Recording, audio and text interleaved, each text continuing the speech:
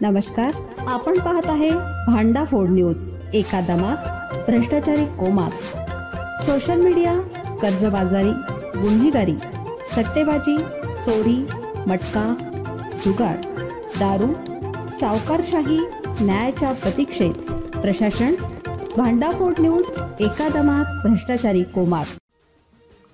शिरोली इथं कांबळे दाम्पत्यावर हल्ला करणाऱ्या चौघांची धिंड, 5 दिवसांची पोलीस कोठडी।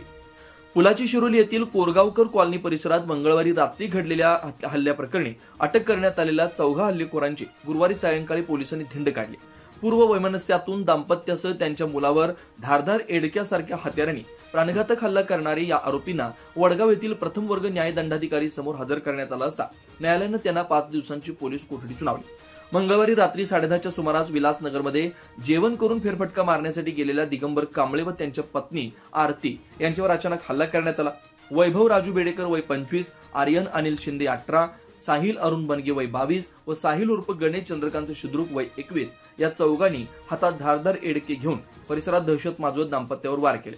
हल्ल्यात दिगंबर कांबळे यांना गंभीर जखमा झाल्यात, त्यांच्या हातावरील वारांमुळे काही बोटं तुटलेत। आरती कांबळे यांच्याही शरीरावर गंभीर जखमा झाल्यात। कांबळे दाम्पत्याचा मुलगा वल्लभ याने धावत सुटून जीव वाचवला। हल्ल्यानंतर आरोपी अंधाराचा फायदा घेऊन पसार झाले होते। शिरोली पोलिसांनी बुधवारी कागलमध्ये शोध मोहीम राबवत चौघांना अटक केली।